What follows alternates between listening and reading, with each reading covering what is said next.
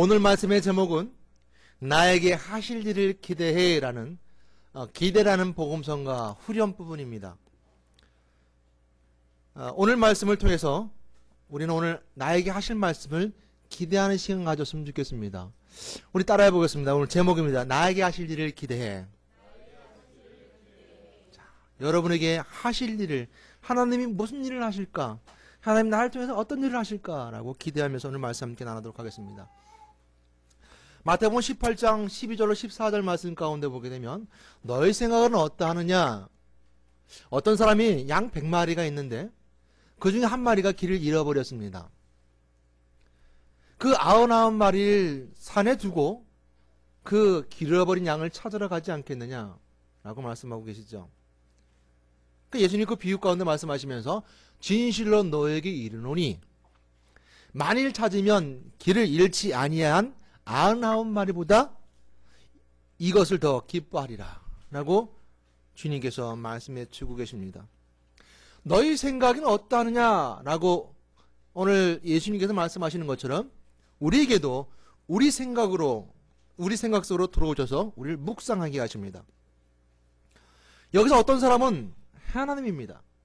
그 양 100마리는 하나님 백성이죠. 바로 오늘 교회에서 신앙생활하는 사람들, 오늘 양 100마리 속에 들어가 있는 자들일 겁니다. 이전 교회 안에서도 평안의 품속에 있었던 양들, 근데 거기서 한 마리가 길을 잃어버렸습니다. 근데 예수님께서는 99마리를 두고 한 마리를 찾아서 나섭니다. 그리고 또한 길을 잃지 아니한 99마리보다 한 마리로 인하여 더 기뻐한다는 말씀이 우리 마음에 걸립니다. 그것은 하나님께서 잃어버리지 아니한 정말 신앙생활을 참 잘했던 99마리 양, 길을 잃어버렸던 것은 교회를 떠났든지 실족했든지 아니면 하나님 바로 알지 못하든지 라고 우리 생각해 볼 수 있을 때 99마리는 신앙생활을 참 잘했던 99마리보다 한 마리를 더 소중하고 또 그 한 마리 잃어버린 그 한 마리로 인해서 더 기뻐했다는 말씀이죠. 그렇다면 잃어버리지 아니한 99마리는 소중하지 않을까요? 그리고 그 험한 산에다가 왜 두고 그냥 잃어버린 양을 찾아 나서셨을까요? 어찌면 세상 이치 가운데 대를 위해서 소를 희생한다는 말과 어긋납니다. 그 말씀 속에는 묵시적 믿음과 기대가 있습니다. 잃어버리지는 99마리 양에게는 그 주인이 거는 믿음과 기대가 있죠. 아무리 험한 산에 있다 하더라도 흔들림 없이 있을 믿음과 기대가 99마리 양에게 있는 겁니다.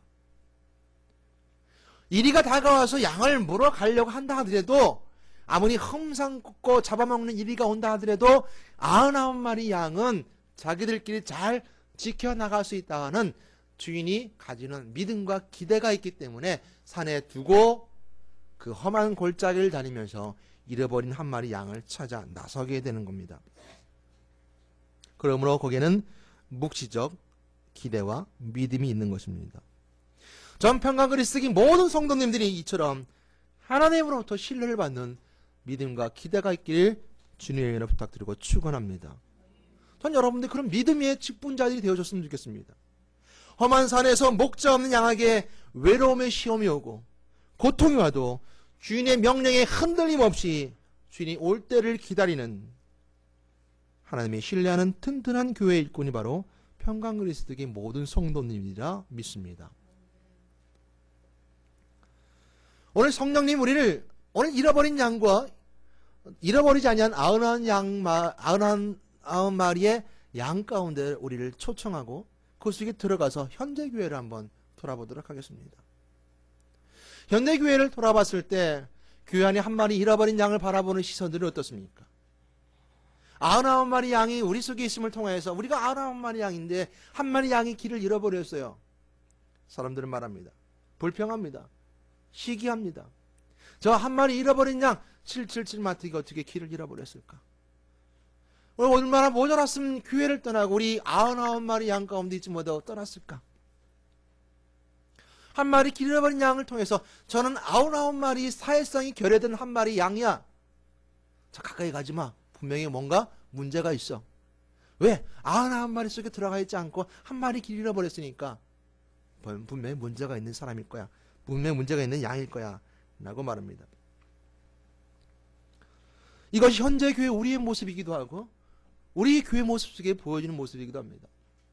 하나님의 새신자의 기도를 참 잘 들어주십니다. 그것은 그 새신자가 갖고 있는 순수한 믿음이죠. 또한 새신자가 가지고 있는 그 순수한 믿음을 통해 잘 들어주실 때 왜 저렇게 새신자는 잘 응답하고 잘 들어주시는데 왜 나는 이처럼 신앙생활 오래 했는데도 이렇게 응답되지 않을까? 왜 하나님 나를 왜 내 기도에 응답하지 아니하시고 저 새신자의 기도를 응답하실까라고 우리 마음속에 신앙의 시기 있음 속에 있는 것이 우리의 모습이기도 합니다. 그래서 나는 저 한 마리 양 새신자보단 난 더 큰 믿음이 있는 사람이야. 더 능력 있는 사람이야. 라고 우리는 하나님 앞에서 똑같은 능력과 주신 은총을 통해서 받은 은사가 있음에도 불구하고 나 더 큰 훌륭한 사람이야. 라고 교만하고 시기하는 것이 교회 안에 우리의 모습이라는 것이죠. 그들은 말합니다. 하나님 왜 저를 더 새신자를 더 기뻐하십니까? 내가 이전까지 드린 헌금은 하나님께 아무런 기쁨이 되지 않았었습니까?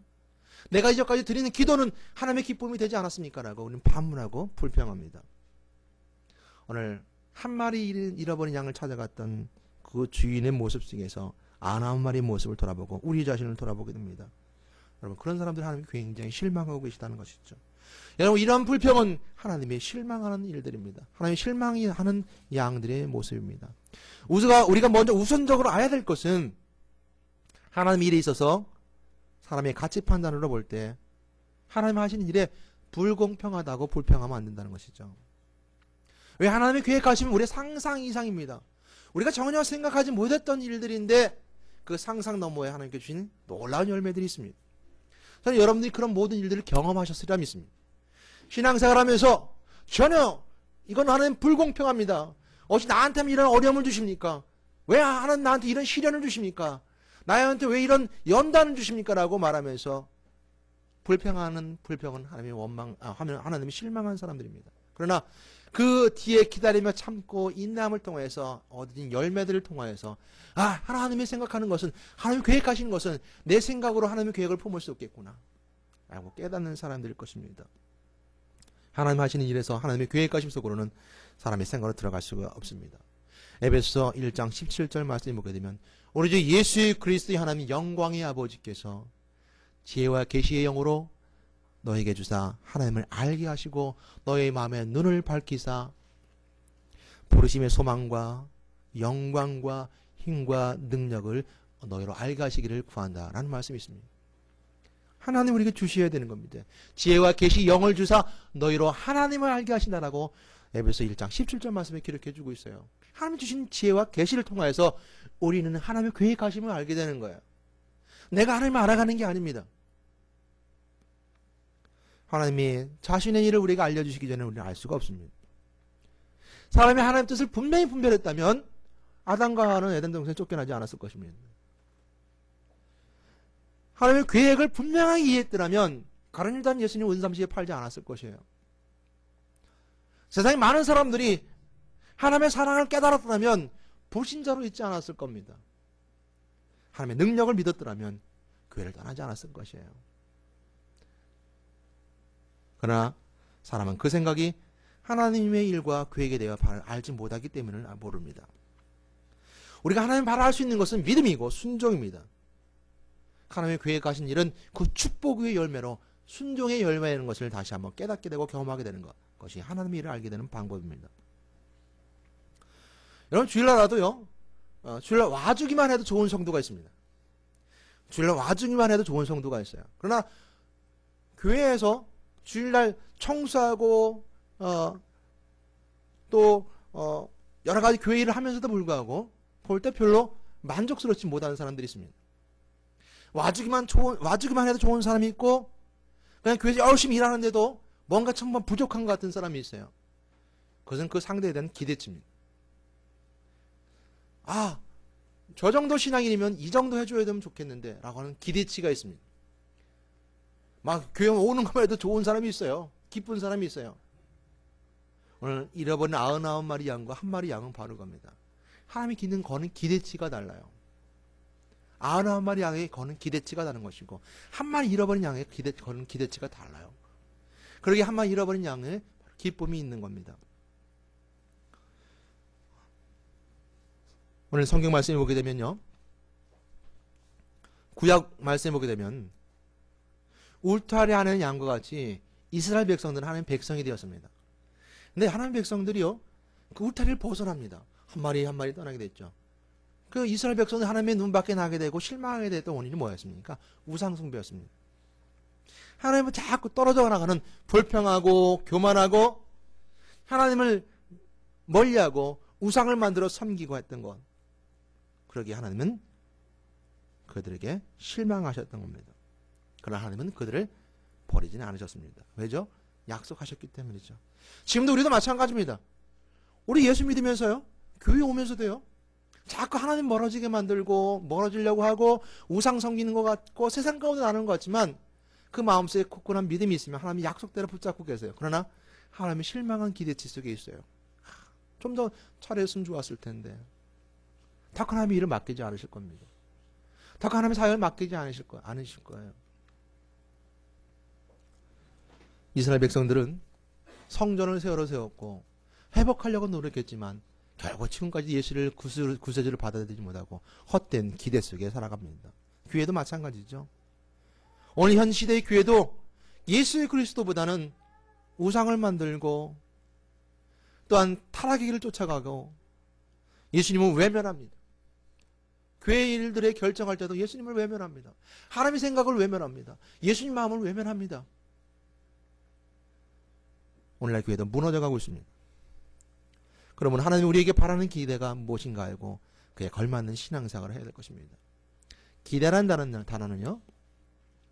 기약할 기자 기다릴 대자입니다. 약속을 기다리는 것이죠. 그래서 어떤 일이나 대상이 원하는 대로 되기를 바라고 기다리는 것, 바로 이것을 기대라고 합니다. 기대치는 얼마나 그런 원하고 되기를 바라는 정도의 기대입니다. 그래서 어떤 뜻을 쓸 때 쓰냐면 난 저 사람이 무엇인가 기대해. 이번 대표팀이 거둔 성적이 참 기대치에 못 미쳤어 라고 말할 때 기대라는 말을 씁니다. 기대는 그래서 상대적입니다. 하나님과 사람과의 상대에서는 하나님께 대해 우리는 기적을 기대할 수 있습니다. 하나님은 값없이 주시는 분이시죠. 은혜와 기적을 베푸시면 우리는 기대할 수 있습니다. 그래서 하나님 나를 통해 무엇을 할 수 있을까? 하나님 나를 통해서 어떤 일을 하실까라고 기대할 수 있어요. 저는 여러분이 하나님께 기대함을 통해서 큰 것을 기대하는 여러분 되시기를 주님의 이름으로 부탁드립니다. 아멘. 큰 거를 기대하세요. 작은 거 기대하지 마세요. 그냥 하나님 나 평화스럽게 살고 싶어요 라고 기대하지 마세요.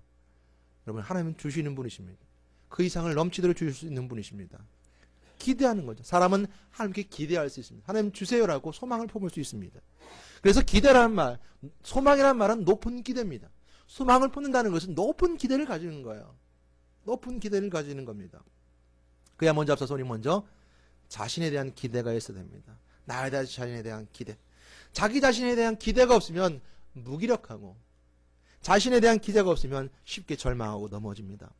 로버트 슐러 목사님의 그래도 희망이 있다라는 글 중에는 이런 글이 있습니다. 어느 날 쇼윈도우에 비춰지는 모습 속에 거지가 있었습니다. 거지를 바라보던 한 화가가 그림을 그렸습니다. 그 거지는 절망 가운데 있었고 무기력했었습니다. 눈은 축 처져 있었고 또한 입을 하프를 하며 세상의 모든 것을 다 낙심한 것처럼 절망 가운데 있었던 모습 속에서 그 화가는 그림을 그리기 시작했습니다. 눈에도 힘을 줬습니다. 얼굴은 웃는 얼굴을 줬습니다. 그리고 뭔가 의욕이 넘치는 듯이 눈에 반짝반짝하는 눈으로 그려줬습니다. 그리고 그 얼굴에는 강한 인상을 심어줬고 강철 같은 굳은 의지의 결단의 모습을 그려줬습니다. 그 그림을 들고 와서 거지에게 보여줬습니다. 이게 누굽니까? 그 거지는 자신의 얼굴인지는 몰랐습니다. 당신을 그린 그림입니다. 그 거지는 말하기를 이 그림 속의 모습이 나라면 이것이 나의 모습이라면 나는 이 그림 속에 사람같이 살고 싶습니다. 이 사람 같은 사람처럼 살고 싶습니다. 이 그림 같은 사람이 되겠습니다. 라고 그는 말하면서 그 축 처진 어깨가 펴지고 찌그러했던 얼굴이 다시 펴지고 무기력해 보이던 얼굴이 다시 한번 결단의 의지를 세우는 얼굴로 바뀌었다는 것이죠. 자신에 대한 기대함이 사라진 사람은 무기력합니다. 무기력하게 살아갑니다. 그러므로 우리는 나 자신에 대한 기대를 가지고 살아가는 겁니다. 나는 할 수 있다. 나는 무엇이든 할 수 있다. 나는 강한 사람이야. 자신에 대한 기대를 가지고 살아가는 여러분 되시길 바라겠습니다. 하나님은 농부와 같아서 포도나무를 심어놓고 수확에 대한 기대를 가지듯이 사람에 대해서 기대를 가지고 계십니다. 여러분 개개인에게 기대를 가지고 계세요. 하나님은 농부십니다. 포도나무를 심었던 포도나무처럼 그 열매가 맺어지길 기도합니다. 하나님은 비를 주시고 하나님은 그 걸음을 주시고 또 하나님께 햇빛을 주시고 가꾸어 주시고 다듬어 주심을 통해서 아름다운 열매를 맺기를 기대합니다. 하나님이 여러분들에게 거는 기대입니다. 여러분 자식을 키워본 부모는 알 겁니다. 부모에게 거는 기대가 크죠. 하나님은 아버지로서 여러분들 영혼이, 여러분 육신이, 여러분 삶이 아름다운 열매를 맺기를 기대하고 계십니다. 그러기에 우리는 거지처럼 무기력하고 절망으로 처진 얼굴이 아니라 무기력한 어깨가 아니라 절망의 어깨가 아니라 든든히 세우고 담대하게 하나님을 바라보면서 하나님 나에게 무언가 해줄 것 같은 하나님 나에게 무엇인가 해달라고 하는 기대의 눈빛으로 주님을 바라보고 기도하라는 겁니다. 주님 앞에 기대하라는 겁니다. 주시는 하나님 앞에 여러분 기대할 때 분명히 하나님께 여러분들에게 주시리라 믿습니다. 그래 우리는 묵상합니다. 하나님이 나를 위해 계획하신 일을 나는 기대합니다. 눈빛을 들어 하나님을 보라는 거죠. 아주 반짝반짝한 눈빛으로. 여러분 기대한 만큼 복을 주십니다. 기대하지 않으면 그것은 아무것도 없는 제로의 수준입니다. 이에 예수께서 그들의 눈을 만지시며 이르시되 너희 믿음대로 되라 하시니 마태복음 9장 29절 말씀입니다. 내 믿음이 거하면 기대한 만큼 주겠다는 겁니다. 내 믿음대로 되리라. 믿는 만큼 된다는 것이죠. 믿음은 바라는 것들이 실상이라고 했습니다. 믿는 만큼이라는 건 우리가 기대하는 만큼 하나님께 주시겠다는 거예요. 어쩌면 기대는 백지수표 같은 겁니다. 기대하는 만큼 내가 너에게 주겠다. 믿는 만큼 내가 너에게 주겠다. 우리는 그런 것을 가지고 있음에도 불구하고 절망의 상황 속에 놓인 자처럼 왜 나한테만 이런 어려움이 있습니까? 라고 불평합니다. 왜 저만 요모양 요꼴로 삶을 살아갑니까? 라고 불평합니다. 이런 사람들의 기대는 이런 사람들의 소망과 미래는 그냥 그대로든지 아무것도 없습니다. 그러므로 우리는 높은 기대를 갖고 소망을 품어야 됩니다. 그리고 아침에 눈을 뜨자마자 하나님 하실 일을 기대하십시오. 오늘 눈을 뜨자마자 하나님 하실 일을 기대하십시오. 오늘 예배를 드리고 하는 그 삶의 현장 가운데서도 집을 가는 현장 가운데서도 하나님께서 나를 향한 계획하심을 기대하십시오. 어떤 일을 나에게 펼치실 것인가, 어떤 일을 나에게 행하실 것인가 기대하십시오. 기대하는 만큼 여러분에게 그 기대는 이루어질 것입니다. 사람들은 교회 올 때만 기대하죠.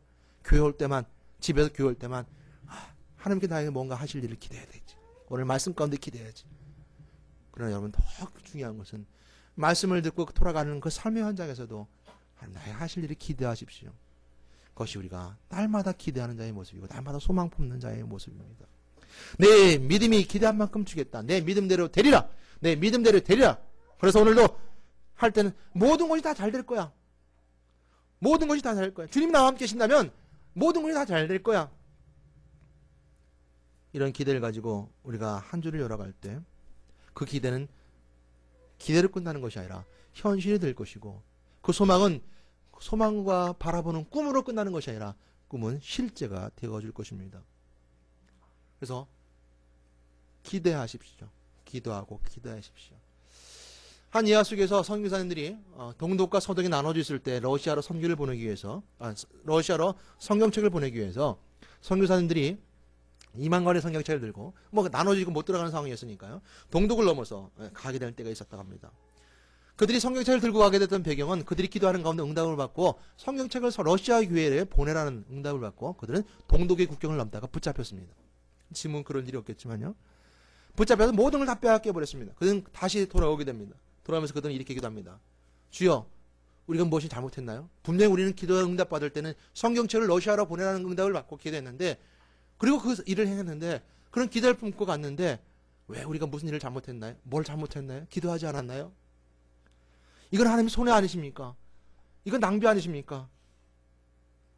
이렇게 된 일을 허락한 이유가 뭡니까? 라고 그들은 생각하게 합니다. 그리고 그들은 하나님의 뜻이 여기서 막히는 것이 하나님의 뜻이 아니라는 것을 깨닫고 다시 기도하기 시작합니다. 그리고 그 모든 일들을 미결 상태로 놔두고 기도하면서 기다리고 있었습니다. 그리고 그들이 장벽이 무너지고 베를린 장벽이 무너지고 어느 날 신문을 읽는데 그때 그 동독 국경에서 붙잡았던 그 비밀 경찰이 그 모든 2만 권의 성경책을 러시아로 교회로 보냈다는 뉴스를 보게 됩니다. 신문을 보게 되죠. 그래서 그들은 이렇게 말합니다. 우리는 기도했다. 그리고 하나님 뜻이 할 때까지 기도를 멈추지 않았다 그랬습니다. 자신이 행한 일들에 대해서 하나님 뜻이 왜 이렇게 된지를 이해를 못하는 거예요. 나는 기도했는데, 나는 열심히 신앙생활 했는데 왜 이런 현상이 됐는지 이해가 안 가는 거야. 그러나 그들은 기대하면서 하나님이 해주실 것을 믿고 기대하면서 기도하며 기다린 겁니다. 기대하며 기도하며 기다린다는 거예요. 소망을 품고 기도하며 기다리라는 겁니다. 언제까지요? 하나님의 뜻을 이해하고 응답받을 때까지. 하나님이 그 일을 하셨다는 것을 알 때까지 쉬지 않고 기도했다라고 그들은 말합니다. 우리는 기대하는 것을 기도하고 기다리십시오. 하나님의 뜻은 완벽하고 기대할 만합니다. 오늘 본문 말씀을 다시 한번 돌아가 보도록 하겠습니다. 오늘 본문 말씀은 빌립보서 1장 19절 21절 말씀입니다. 오늘 빌립보서 1장 말씀은 바울이 감옥에 갇혀 있는 상황입니다. 그래서 이렇게 시작합니다. 이것이 바울이 감옥에 갇혀 있는 겁니다.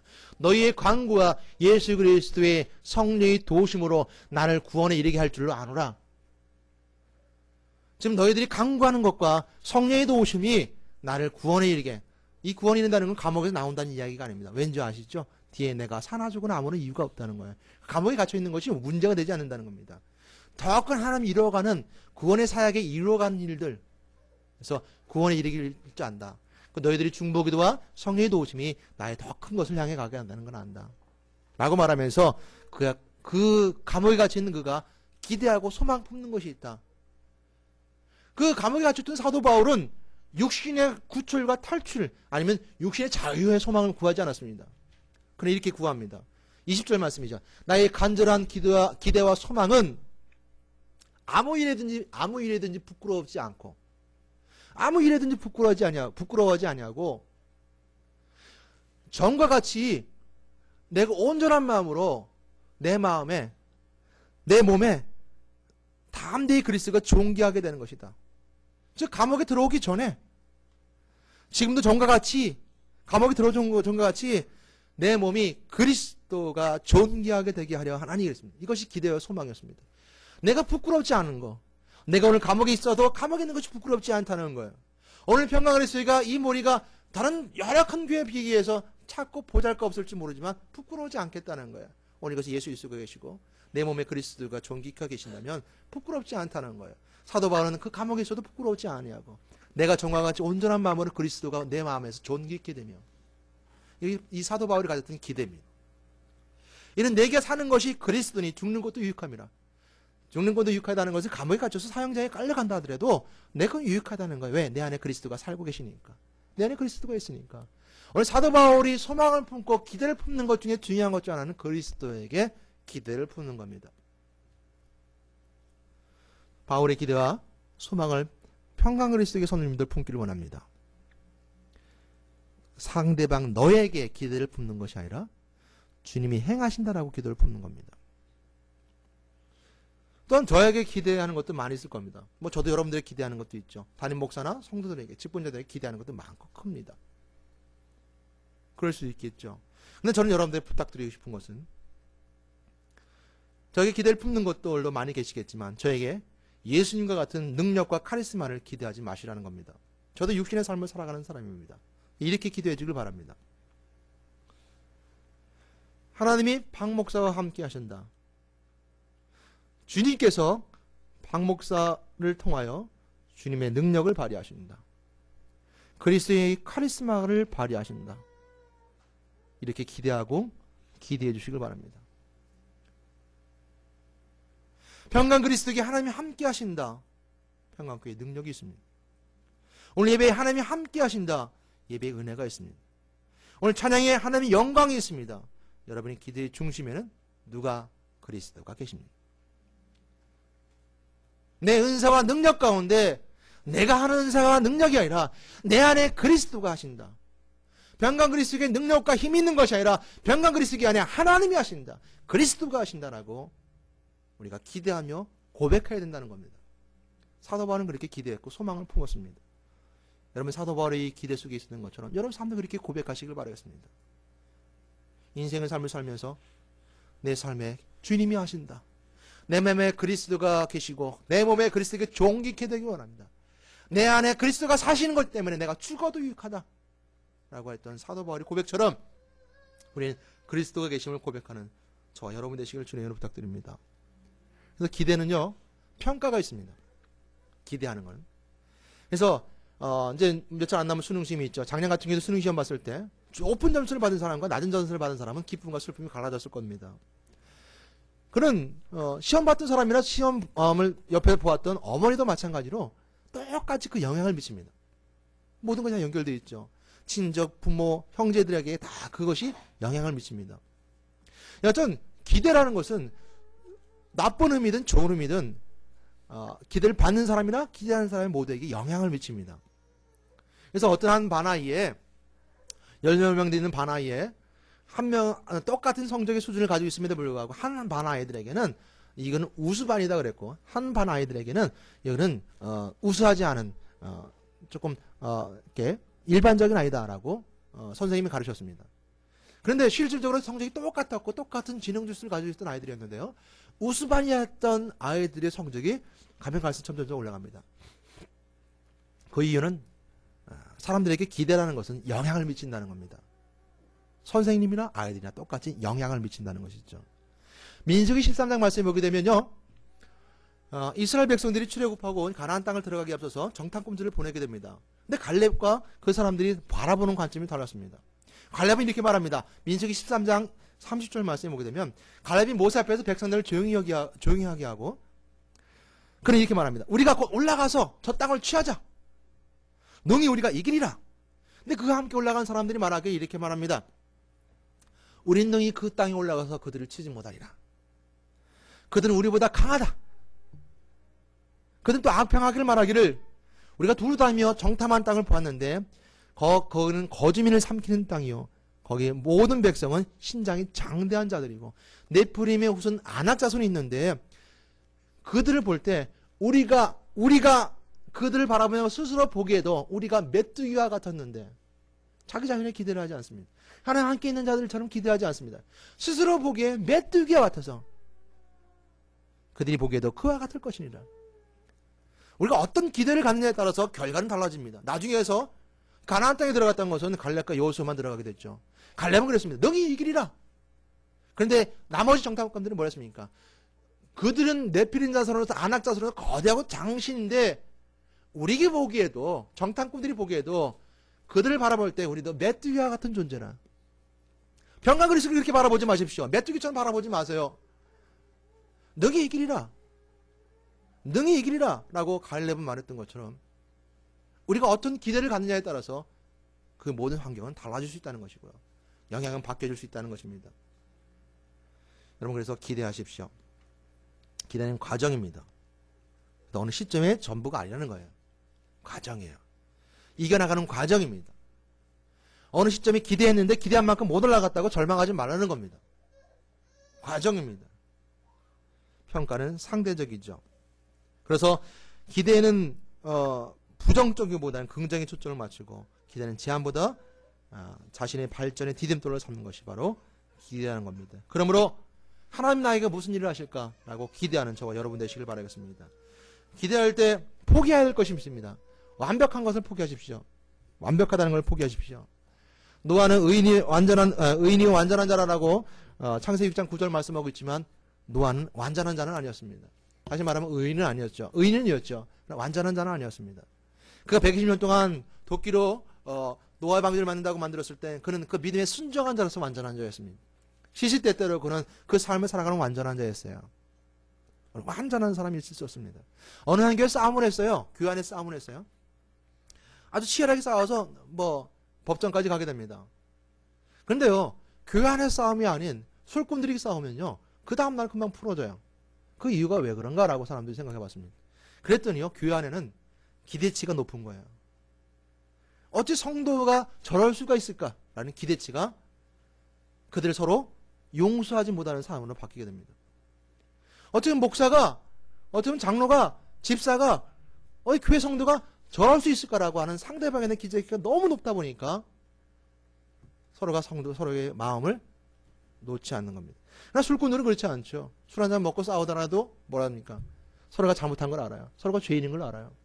술 먹고 그런 걸 알아요. 그 다음에 풀어주는 겁니다. 우리가 신앙에서 가장 중요한 것은 우리 모두가 완벽하지 않은 죄인이라는 사실입니다. 다 완벽하지 않다는 거예요. 그러니까 완벽한 것을 기대하지 말라는 거예요. 어디 완벽하신 것은 예수 그리스도, 우리 하나님 한 분뿐이고 예수 그리스도 한 분뿐인 걸 고백하고 우리의 죄를 먼저 고백하는 저와 여러분 되시면 좋겠습니다.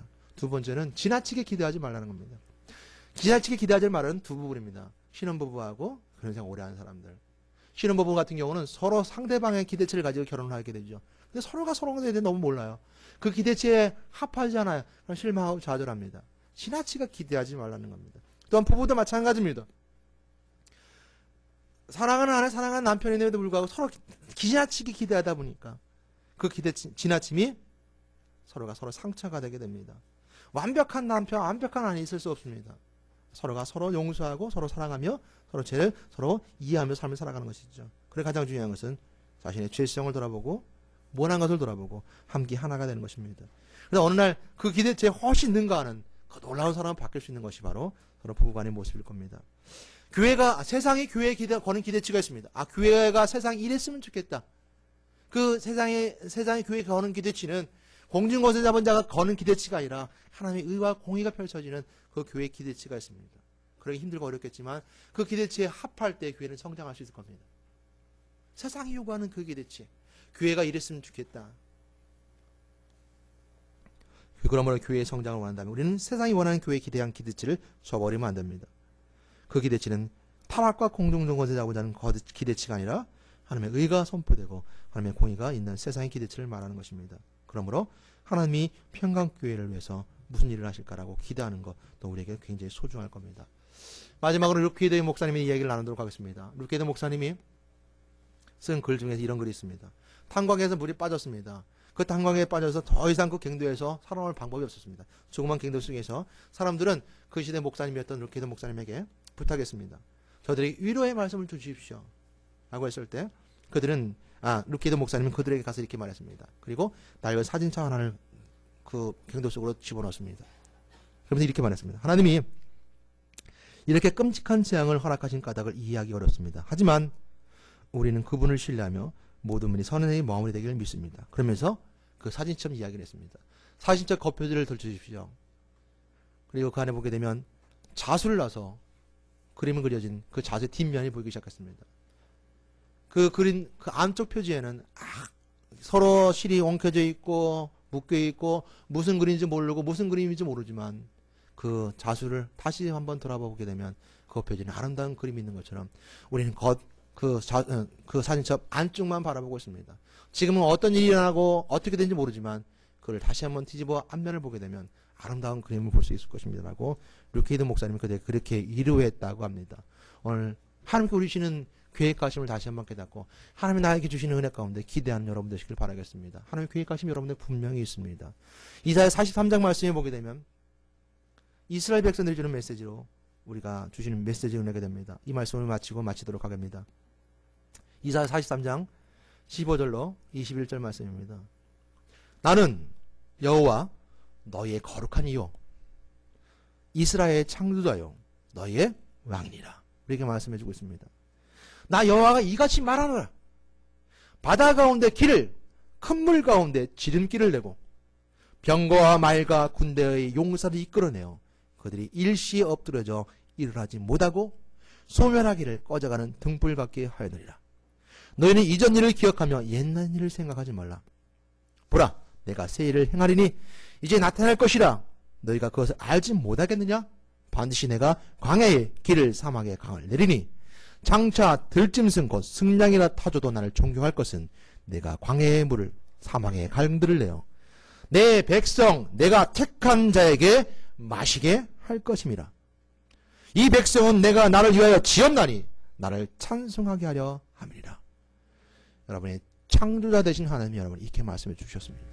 여러분들에게 하나님이 되시는 그분이 여호와라며 우리에게 말씀해 주셨습니다.